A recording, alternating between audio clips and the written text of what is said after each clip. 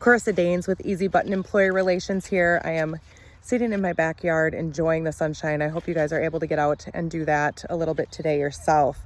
I just wanted to follow up with you guys on all of the things that are going on in the HR world right now. I know I did a video, I believe it was last week, maybe it was the week before, about the FLSA changes to the salary requirements for exempt.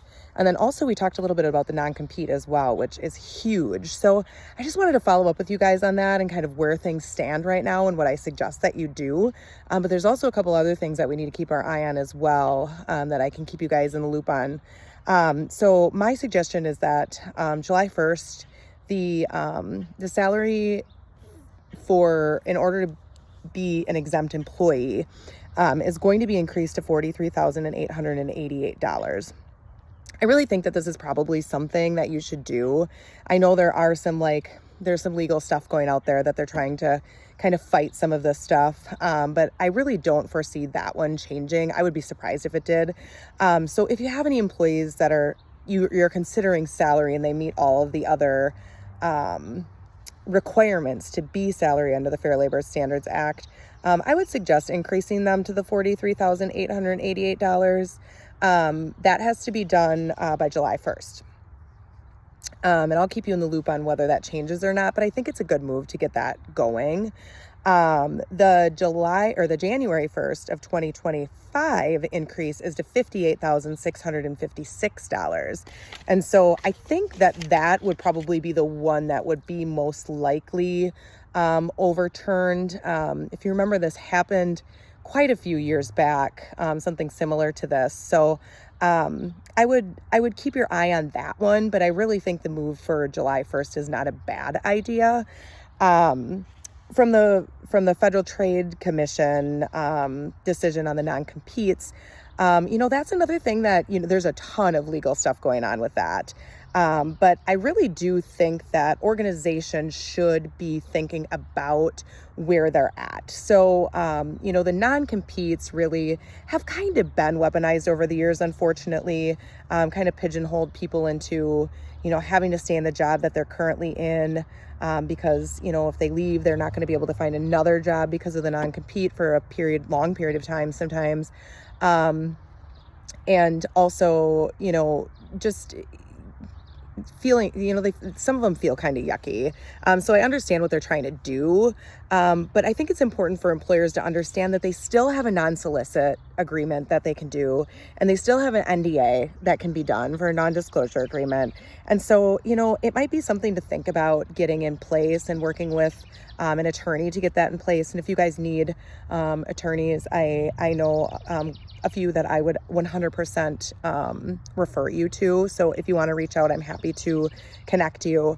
But I do think that it's something worth looking at. In order for you to be able to protect a trade secret, which would be under the non-disclosure agreement, it's got to be an actual trade secret. So it's got to be something that just your organization is doing. It's not kind of something that other people are doing across the board. And then also you have to be super vigilant with time sensitivity, because, a lot of that stuff, you're going to have to lock down your employees right away when they leave. You're going to have to make sure that you're going in and looking at the data that's out there and whether data was changed, and all of that stuff is going to be super time sensitive if you do decide to do something like that.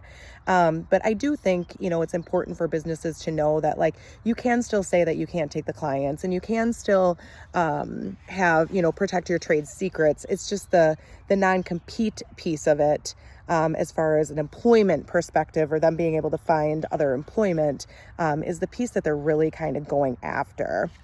It also doesn't include any non-competes that are part of the sale of the business. So that's important, I think, for people to understand as well. Just a couple other things that I want to get on the docket, or I guess on the top of your head, and then I can update you guys on some of the stuff as more things come out or as I'm learning more stuff, is that there was definitely an employee-friendly decision that was made by the Supreme Court last month about discrimination for job transfers. And so it came out of a case law that I can, put on the docket to talk about at some point here. But they're saying now that a job transfer can be discriminatory if, even if it's not changing their pay. And so it's kind of ultimately been kind of like, if their pay isn't changing, what's the argument here? And basically this court case was a situation that, employee was put in a lesser job, even though they were making the same money. They were put in a job that had less authority and stuff like that. And so they don't even have to claim like significant harm either for it to be discriminatory. So this is something to keep an eye on, definitely something that you want to make sure you're consulting with someone like me that, understands this, knows this, and is able to kind of help guide you through this kind of stuff.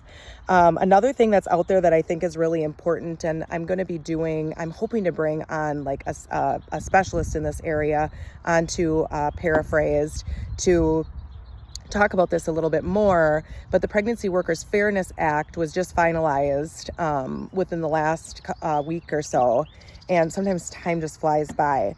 And one of the things it's important for you to know more about this, and I can make sure that I kind of inform you guys a little bit more on this in the near future. But the Pregnancy Worker Fairness Act really is giving employees time off, protected time, for a series of different things that can happen, fertility, and those types of complications that come along potentially with pregnancy or trying to get pregnant. But also abortion was covered on the docket as well, and that is obviously a hot topic. And so at this point I read today that there's 11 attorney generals that are contesting the abortion piece.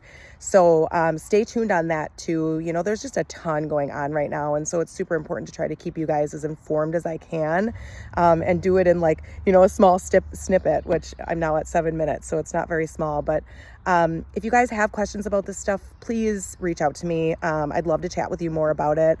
Just a reminder that I do have a subscription base. And so you can have my time 1 hour of the month to talk about this kind of stuff and how this may impact your organization and what we can do to get things moving forward, but also, any other situations that occur within that month. I'm happy to help you guys kind of guide your way through all of this. So, hope you have a wonderful day. Hope you have a wonderful weekend, and make some good decisions out there.